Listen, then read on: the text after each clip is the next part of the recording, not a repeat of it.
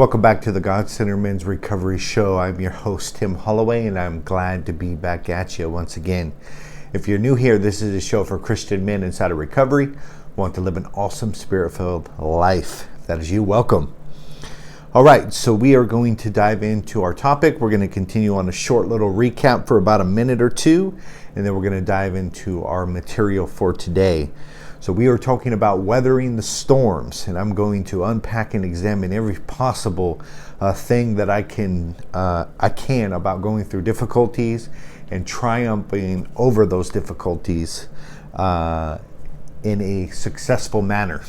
So, recapping, fire is necessary for refinement. We are told that we are going to walk through the fire and through the flames.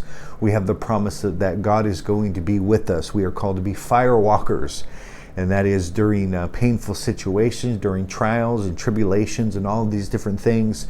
We know and understand that we are going to walk through these things and that these things are necessary for refinement and for character development. Now, we understand this, that salvation, righteousness, there's so many things that are by grace through faith, and that is they are a gift of God and they are given to us as response to our faith. But character is only developed as faith begins to grow and faith begins to become a real tangible substance.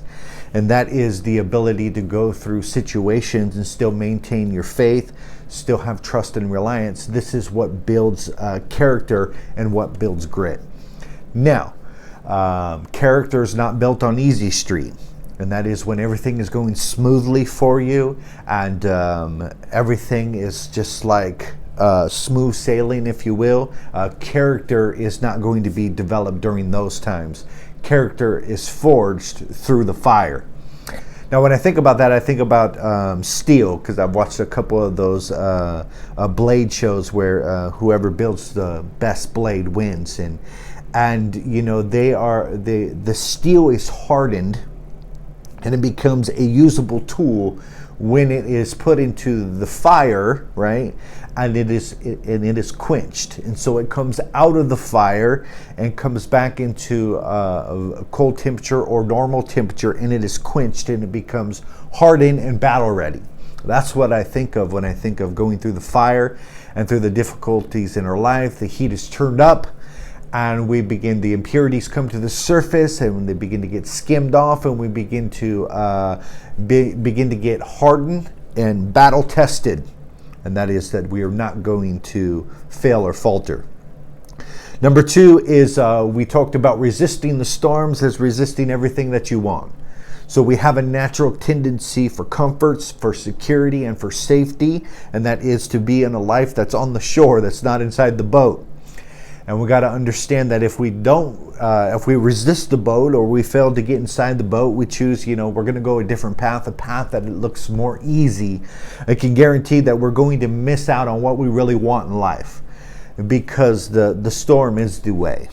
Number three, smooth sailing is not our destiny. Okay? And this is what we're probably going to dive into a little bit more as we start this lesson. But we are not called to force smooth weather, right?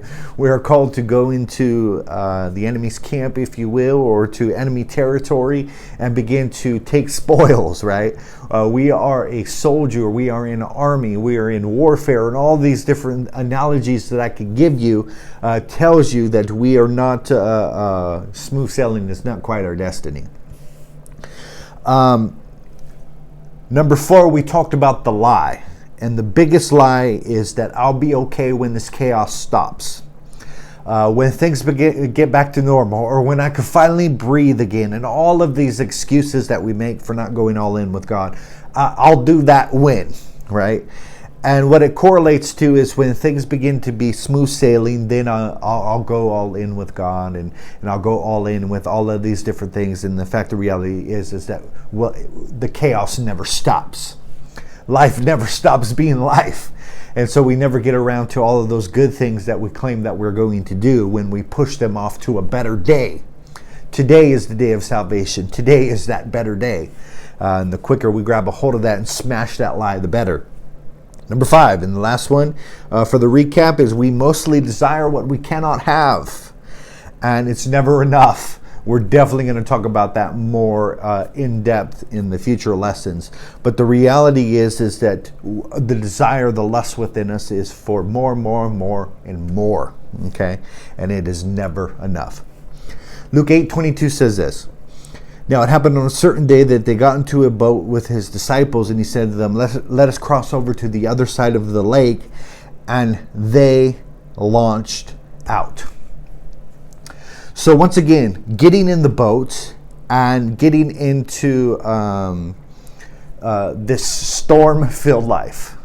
What I want to thoroughly point out in this is that Jesus' call to his disciples was to forsake all and to follow him. Or was to go all in.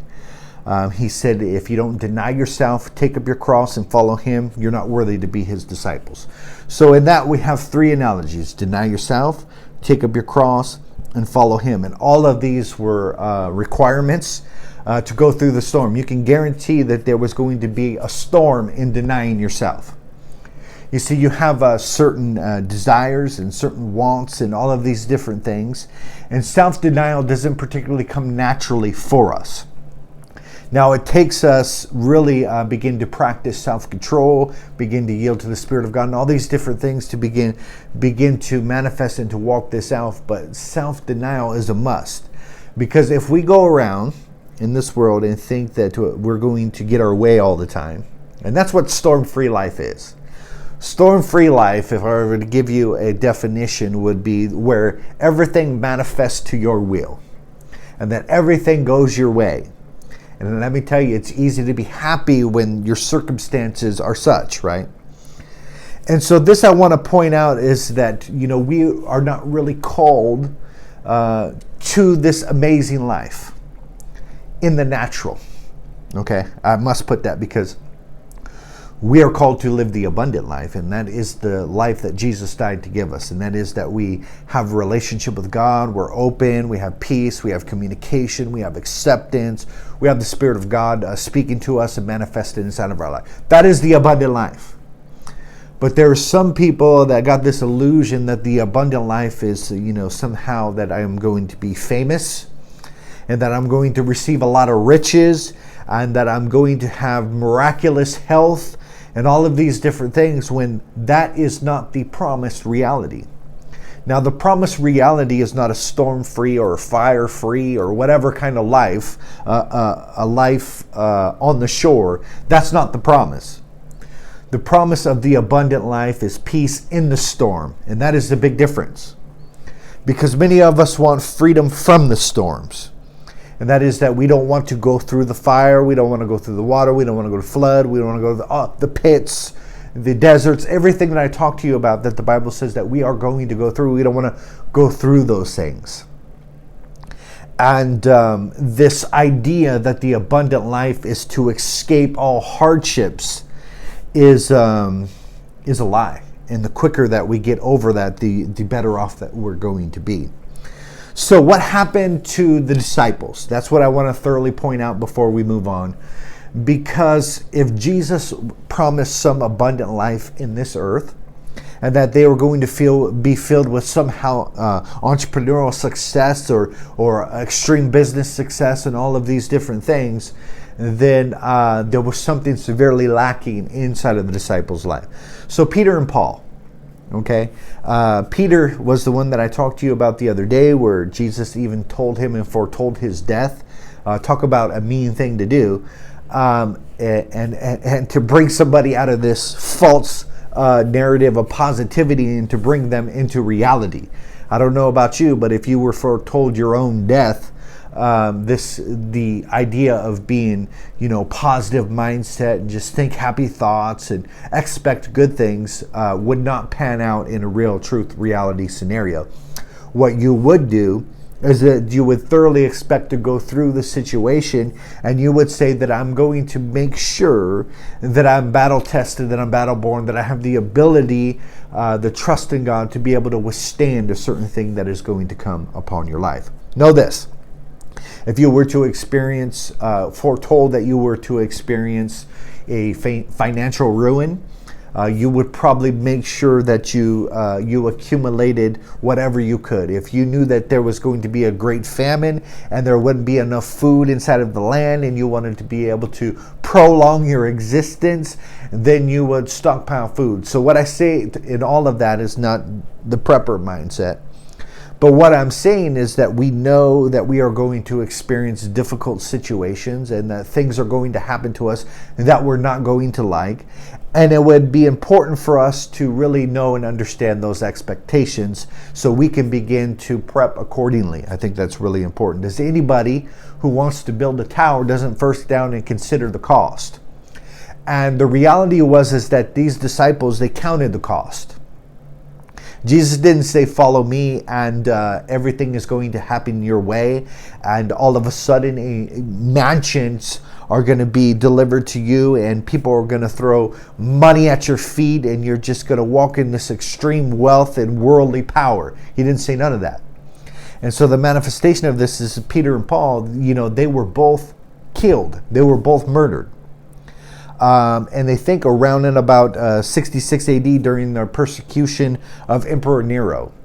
So both Peter and Paul was beheaded, as we know, and that Peter was crucified, and legend says that he was crucified up down because he didn't feel worthy to die in the same manner of Jesus. Now we go to Andrew. Christians claim him as the first person to bring the gospel to their land of the Soviet Union. He also preached to Asia Minor, modern day Turkey and Greece, where he has said to been crucified. Let's go to Thomas. He was active in the area of Syria. Tradition has him preaching as far east as India, where the ancient Christians revered him as their founder. They claim he died there when pierced through with spears by 4 soldiers. And I'll tell a couple more, but you're going to get the point of the destination and the fate of these disciples. Now, this is not meant to fill you with some sort of fear, or it's not to give you, what it is to give you is a real expectation of our worldly existence. And that we're not promised comfort in any way or fashion. In fact, those who seek comfort miss out on the boat ride to the other side. Okay? And it's through these trouble and through this pain. So I'll read a couple more. Philip. He was known in North Africa and then Asia Minor, where he converted the wife of a Roman elitist. In retaliation, Philip was arrested and put to death. Okay? Matthew ministered in Persia and Ethiopia. Some of the oldest reports say he wasn't martyred, while others say he was stabbed to death in Ethiopia. And I can go on and on and on, but I think that you get the point of what I'm saying here, is that these disciples that followed Jesus, they were in no way promised an abundant life. They were gave a dose of reality, and their expectation levels was set accordingly. Now think about this. If all the disciples that I just mentioned, if they received the name it and claim it gospel, where Jesus is like, hey dudes, like follow me and like peace, love, and dope, like, and everything is going to manifest your destiny, and all you got to do is just like visualize stuff, and it's going to be like dropped in your hand.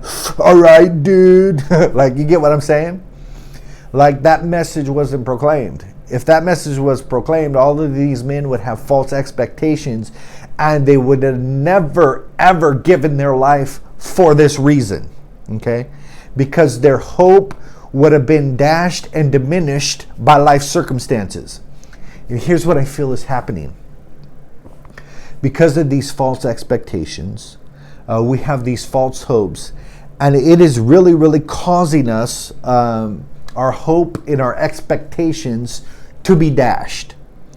And we wonder why men are walking away from the faith, and they're not connected to God, and they were once saved, but now they denounce the faith, and they decide that they're a woke atheist or something. And we see all these different things taking place. And the fact is that it comes from having our hope and our expectations dashed. And it comes by having expectations that are not going to happen.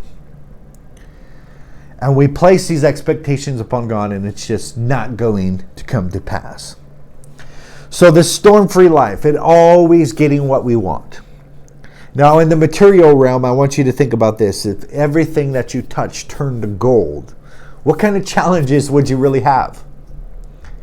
If everything you touch was successful and you were just, King Midas, what kind of challenges would you really have? And like I talked about a little bit in the last episode, was that once we get possession of something, it breeds a familiarness, and we get accustomed to having it, and then our desires set once again on something that we do not have, and we go through this cycle repeatedly over and over again. And it's merely because we think that we are called to live this storm-free life and get what we want all the time, right?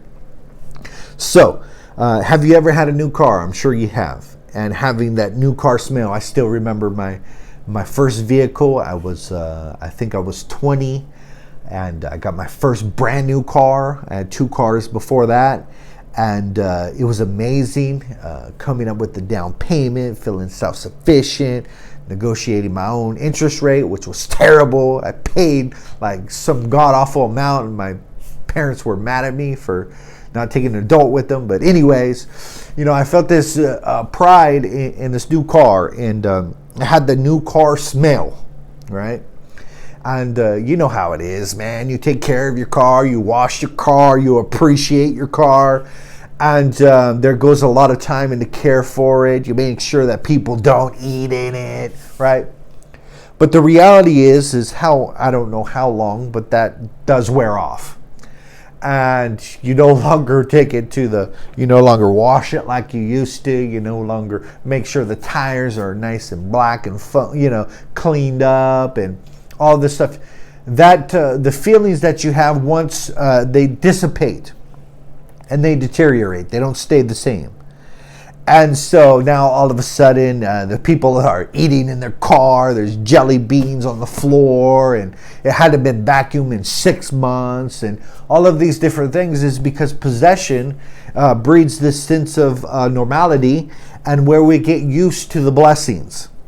And this is why I want to thoroughly tell you, this storm-free life of being blessed all the time just leads to more and more and more and more.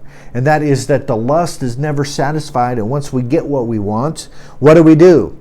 We want more. We want more, and it's never enough. And so this happens inside of relationships also, where we get new relationships, and we are on an emotional high, and it is fun, and we're talking all the time, and we're connected, and we're doing all of these different things. And it's just like the new car smell. And we're so glad and so thankful that we have this new blessing in our lives, and it makes us feel good. All of these chemicals are dancing around in our brain and just doing jumping jacks, right? And then normality sets in, and your brain is not doing jumping jacks anymore, right? And all of a sudden life sets in, and things come back to a more smooth state of balance, right? And oftentimes, in those situations, what do men do? They want the excitement. Once again, they want the jumping jacks in the brain. And so what was once a desired blessing becomes something of normality, and all of a sudden they begin to want something more. Okay, and this is how all addictions kind of play into this conversation, is that we want the high that it brings us, the emotional high of getting blessed or getting more money, and we get addicted to the high of the new cars and the new things and how it makes us feel, and the new relationship and the new sexual encounters and the new places, and all of this different stuff is all to feed the addiction and to feed the ego.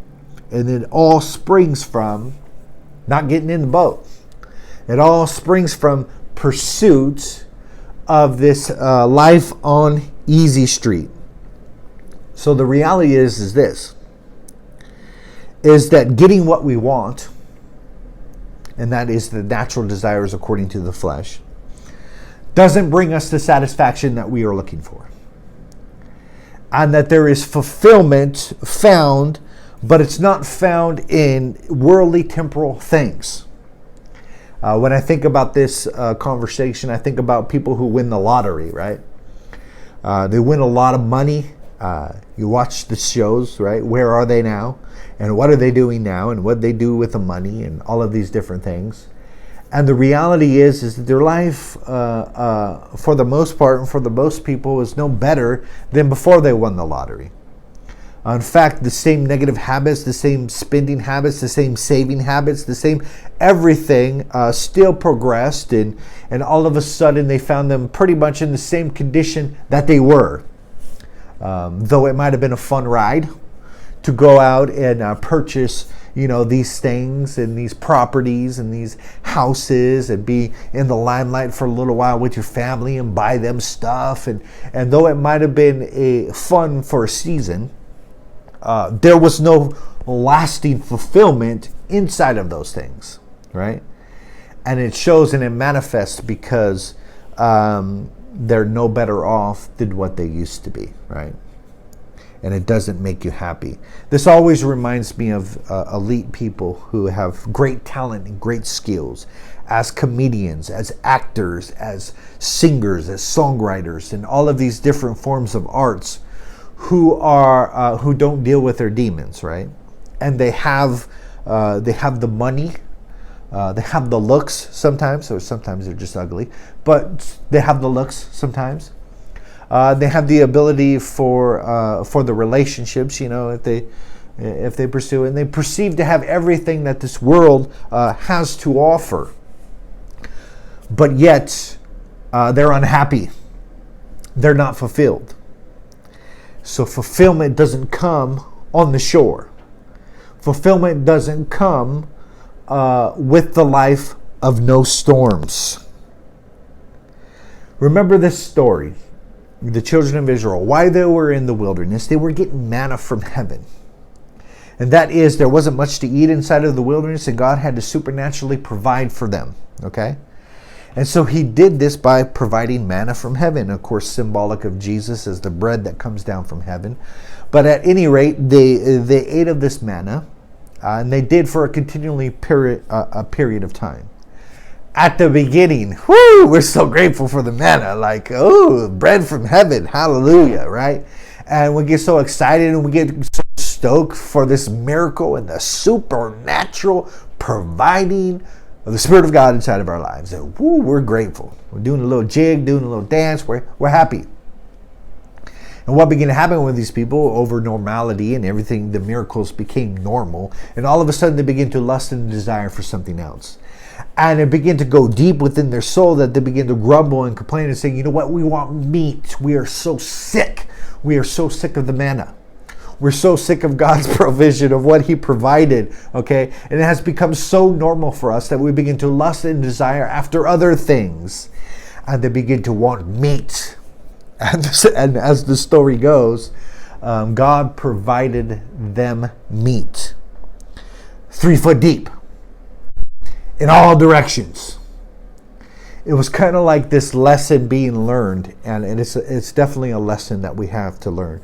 That we should definitely be careful what we wish for. If we want a life and begin to pursue life on easy street, we may well get it 3 foot deep. And everything can be smooth and mediocre and normal. And you can join the club with Ned Flanders and just be a oakley dokley. And just go through life bopping along with no challenges and no real grit or character to you, right? And so this brings us that we should definitely be careful what it is that we're wishing for, because we just might get it, and we just might get it 3 foot deep, okay? Whew, that is an important lesson. So we look at these things of the world, and all the things that say this is the storm-free life. And we think that once I get blank, I'll be fulfilled. And so we look at that and say, once I make enough money, I'll be fulfilled. Once I get to this job, once I get this relationship. And what it all boils down to is that if I get blank, then I will be happy. I will feel worthy. Finally be enough. And this is where lust and keeping up with the Joneses comes from. It is looking at your neighbor and begin to measure up to their standard and begin to lust and desire to be of the same or better, and saying, you know what, I am not happy because I look and I see this. I am not worthy because I look outside and I see this. My neighbor has a bigger truck and I think that I should have the same truck or better. Or my neighbor has the better house with the better lawn, and I think I should have the better house with the better lawn. Okay, and we get into this mindset and say, you know what, I'm going to be happy and I'm going to be worthy. I'm going to feel enough when this happens. And what it correlates to is stepping out of the boat and having a life on easy street. And we look at other people who might have like extreme health and fitness, right? And they're just like cut and they're ripped. They spend freaking 5 to 8 hours a day working on their body. They must be independently wealthy to be able to accomplish this, right? And so their lives is so out of balance, and all they do is focus on themselves and their body. And they spend hours and hours and hours doing this, and we look at them and we somehow feel jealous, and we say, you know what, man, I would feel happy if I looked like that. I would feel worthy and I would finally feel enough if I looked like that. And the reality is that we don't really know what it takes to get there. And not only that they had to basically sell their soul, that their time, attention, and energy, and everything that is involved in them is centered around creating that. And they're so lopsided and out of balance, their relationships are falling apart because they're never present and they're never there, and their connection with God is just not present, right? And so it's important to understand that this mindset of looking out there on the land and the storm-free life and saying, I want the storm-free life, and I'm not going to be happy, I'm not going to be worthy, and I'm not going to be enough until I get that storm-free life. Okay?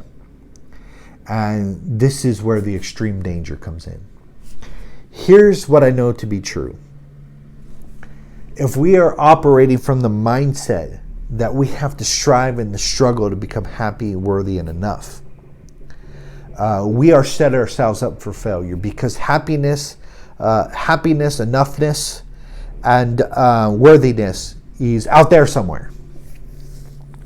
And if all of those things are out there somewhere, and I will be okay somewhere in the future, and okayness is even out there somewhere, then I am accepting the reality that I do not possess these things, that I'm not all right, I'm not okay, I'm not worthy, and I'm not enough. So I've come to that conclusion that that's not me, and that it's somewhere else location. That now I set out on a journey to begin to pursue these things so I can feel worthy. And this is really the rat race. This is the hamster wheel. And that is, we go in circles of pursuing enoughness and worthiness and all of these different things. And around we go. And it's like the rat chasing the cheese and never obtaining what it is that they want. And this is what begins to happen to our lives if we allow it. And it's merely the mental paradigm and and really accepting inside of your heart and inside of your mind that you are who God says you are. And that is that you are worthy. You are enough. You can be fulfilled. And all of these things that I'm talking about happen inside of Him. And we're not depending on storm-free life. We're not depending upon the environment to confirm that truth and reality to me. And that I'm not going on a quest inside of my environment to find this. I am who I am, and I am enough, and I am worthy, and I am fulfilled inside of Him. And that means the pursuit is over. That means that I'm not going to be looking to circumstances or perfect weather to begin to communicate to me that I'm somehow worthy and I'm somehow enough. You see what I'm talking about here? This is an amazing mindset that once we grasp this that simple truth, it'll manifest to so much awesome fruit that begins to happen inside of our lives. So when we set out on this quest to pursue being enough and all these things, it's never ending. And we're never satisfied, and we never achieve the things that we want. And the reality is why we don't achieve them is because we desire them for the wrong reasons. Okay? If I need status for me to be enough, how much status is really enough? And will I actually be satisfied when I reach that status and when I really feel like I'm enough? Okay? How much is enough? How much is enough money to make me feel like I am worthy of somehow being a successful leader and a businessman, right? How much is really enough? And so we see that all of these things, when we pursue them for the wrong reasons, they don't begin to manifest. This is why Jesus said, hey, seek ye first the kingdom of God, and all these things will be added unto you. And that is, don't take no thought of these things, but have your mind focused in your mindset that I'm going to seek and pursue the kingdom of God inside of my life, and I'm going to seek Him first. And out of that power, out of that relationship, those other things will manifest in due time. But I got this one thing settled. I'm worthy, I'm enough, and I'm fulfilled. And that is the empty place that is within our souls, that it seems like we're trying to stuff and we're trying to fill with women, with alcohol, with drugs, sedations, with fame and riches, and everything that I can talk to you about inside of this world. That gaping hole of hunger has been filled by the Spirit of God inside of our lives. This is what it means to never thirst again, and that He takes those who are hungry, right, and He feeds them. And He provides the longing within their soul. Man, that is an awesome reality. So wanting things for the right reasons. Man, if you're setting out this storm-free life where everything is manifesting well inside of your life, and you're pursuing all of these things, and if we are forsaking the very source that says, I am worthy, I am complete, and I am enough. Once we begin to live from that place, we begin to live from a place of power. But setting out on a quest to try to achieve that by some worldly status, it leaves us once again to the place of emptiness. And we never really get what we're looking for. Man, that's powerful. All right, brothers, I'll see you tomorrow.